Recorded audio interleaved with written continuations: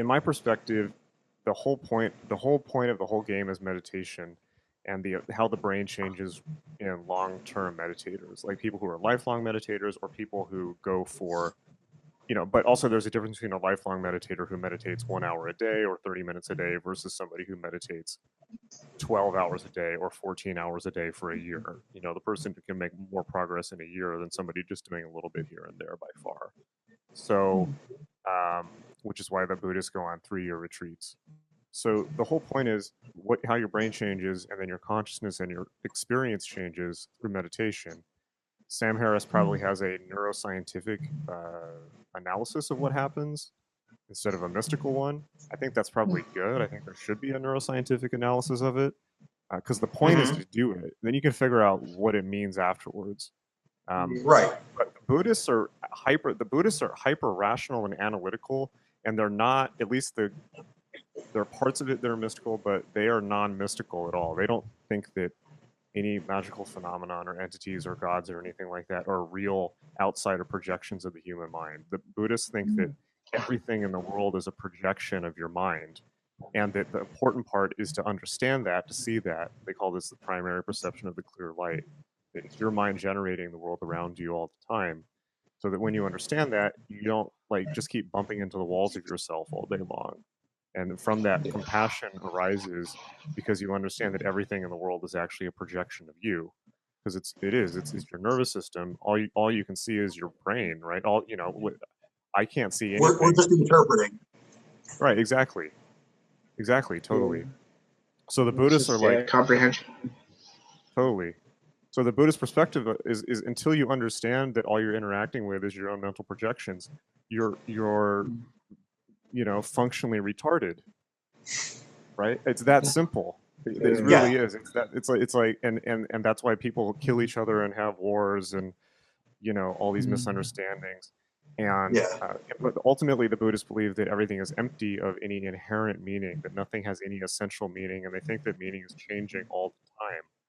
Because, for instance, I'm having this conversation with you guys right now, right? I would not be having the same conversation in any other context. This moment is arising out of our mutual conversation, right? If you took me and you put me in a white room, I would not be the same person as I am in this moment. And then when we're after this call, and I go out and make a cup of tea, and when I pee and make a cup of tea, my thought process is going to be different. I'm going to be a different person, and you will be a different person as you go about your day, right? And subtly, but the whole Buddhist idea is that meaning arises from the connections between things instead of the essential nature of things, right? And so the Hindus and other religions like that believe that,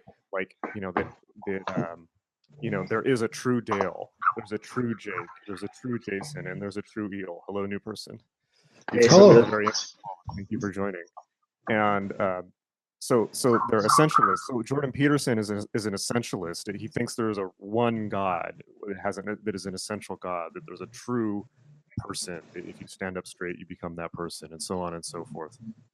Whereas Sam Harris is a trained Buddhist, where he understands that that's a dangerous delusion and a misperception of reality, and that in fact reality is empty of inherent meaning, but the meaning arises in moment to moment in the connections between things, because things are constantly changing. And until you realize that, when you realize that that actually there is no self, there's no soul, right? There's no self. You're just a phenomenon that's produced by your mutual connections with other beings. Yeah. You're part of a network, right? I feel that deeply. I've considered that each one of us isolated would not resemble ourselves in the least, were we to remain isolated, like for the rest of my day, I am now running on this conversation, as you said before, change the room, change whatever. So yeah, I get that. Yeah, that's the Dharma, right? That's the core of there's a lot more than that, but that's the core of it. That's the Buddhist Dharma. That's when the Buddha became enlightened by meditating under the tree in Sarnath in northeast India in 500 BC or whenever it was. that was his big insight, because up to that point, everyone in India had been meditating various ways, like meditating on shapes or kundalini or chakras, but they were all searching for their true self, and they thought that when they got to the Atman, or the true self, there had to be some inner core of the self, and when they got to it, then they'd be enlightened. And the quantum leap of the Buddha was like an advance in mathematics, right? The quantum leap of the Buddha was like, guys, you've been looking in the wrong spot. It's not part of you. Enlightenment arises when you understand that you have no self outside of connection. The self arises from the connection between things, not from you. Yeah.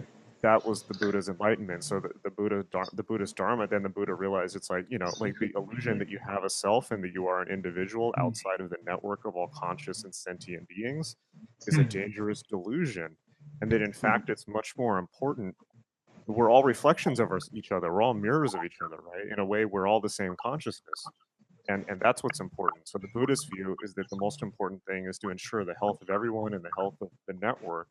So that's why they say have compassion for all sentient beings, because we're all each other, right? We're all one big thing. We're all mirrors of each other. But we should all be looking out for each other. We're just individual nodes in a network. What was that? I said we're individual nodes in a network. I think Il said something too. Oh. Yeah, but we are all individual nodes in a network, right?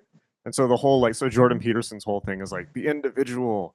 We can't be collectivists. I am an individual. I'm an individual. It's like, okay, it's kind of like if you're all having a meeting and somebody stands up with their hand up and says, "I'm an individual. I matter," and then everyone looks at them and it's like, well, okay, do you have a point? Do you have a question? Are you going to contribute something to the meeting? Well, no, I'm asserting my right to be an individual and ask a question. It's like, okay, great. Like, what do you know? What does that do? Yeah, exactly. So, anyways, but that's the Dharma, that's Buddhism, that's where Sam Harris is coming from. So, but why did I bring this up? Oh, because the Buddhists are hyper analytical. They're not scientific, but they're psychotically logical, like beyond even Western science. So that really appeals to guys like Sam Harris. And a lot of Buddhists. So Buddhists are they're not atheists, but they're non-theists. They don't believe that it's kind of a weird position. They believe that the gods exist, but they don't actually exist. They exist as projections of mind. Kind of like the energy, the mind energy. Well, are they any less useful if they don't have substance? No. Doesn't really matter if they're real or whatever. If you can understand the story and make a change in response to it, it has to be real to some extent. Otherwise, what did you respond to? Yeah, exactly. That's like the chaos magic perspective on it. But yeah, so there's tons of people who are Buddhists but are just crazy materialists, like neuroscientist types.